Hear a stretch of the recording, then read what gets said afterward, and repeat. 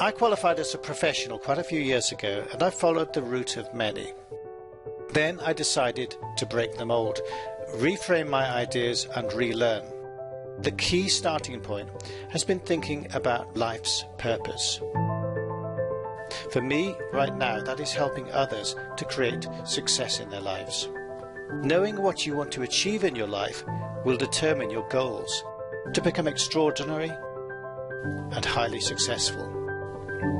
The reality is that we almost all live from day to day, and we just go with the flow of life, which effectively means that we're letting others determine our future.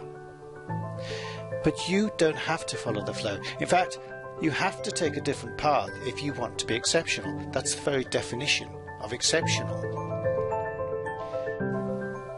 As small children, we had unbounded imagination and enthusiasm, but following this life story, things change. This is the plan. You spend the first 20 to 25 years acquiring skills so we can get a job. And then we spend the next 40 to 45 years in that job working up the ladder one step at a time.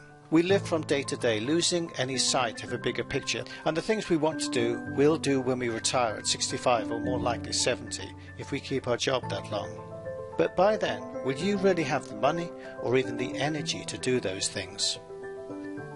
Right now, you're probably in the middle of that journey. Too busy working day to day to really think about where your life is leading. But if you don't think about this now, when will you? In 5 years' time, you'll be 5 years older. And if you carry on doing what you're doing, where are you going to be? Time is the most precious asset that can never be replaced. Now, this is some research that was recently done in the US based on government statistics, and it applies equally to here. They took thousands of people born 65 years earlier and looked at how they were doing. 16% were dead already, and 66% on low incomes, looking forward to an even worse retirement. That's over 80% of people either dead or broke. 13% were reasonably comfortable but would be looking at a fairly poor retirement. 5% were more comfortable but again wouldn't be travelling the world when they retired. Only 1% had the freedom to do what they wanted, when they wanted, and live their dreams. So only 1 in 19 of us will be well off when we retire, and only 1 in 100 wealthy. These are the facts. Now, if you look at this 1%, this is what you find. 10% of them are senior directors for large companies. Another 10% are top professionals in their field. 5% are super salespeople, and 1% are the athletes and entertainers. 3/4 of these people, though, 74%, gain their wealth through creating a business. Now, in similar research, when they ask people the best way they know to become wealthy, the most popular answer is by winning the lottery. We're called the ostrich generation, closing our eyes to reality in the hope that it will go away. So the question is, do you want to just go with the flow, or do you want to take charge of your life? This book is the world's best-selling book about the nature of personal wealth, and it's a great starting point.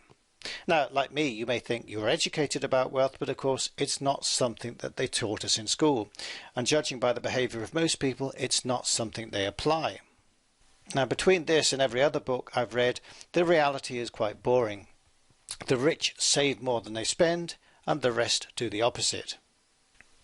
The second principle is that wealth should be measured on 2 scales, the scale of time and money. It's not all about money. Wealth is about having the time to do what you want with your life and the money to enable you to do it. You can be a multimillionaire and be miserable, and you can live a modest life in which you're rich because you're doing what is important to you. We all need some money, and there are very few people that wouldn't like more.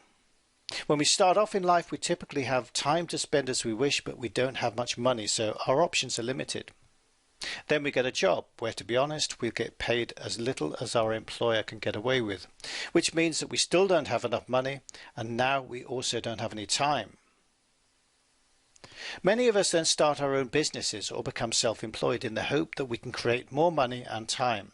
But with most small businesses I know, their owners are often working longer hours for less money than they were when they were employed. The dream is to create a business that will grow and generate a massive income, but how many people do you know or hear of that earn a very high salary from their company only to have no social life?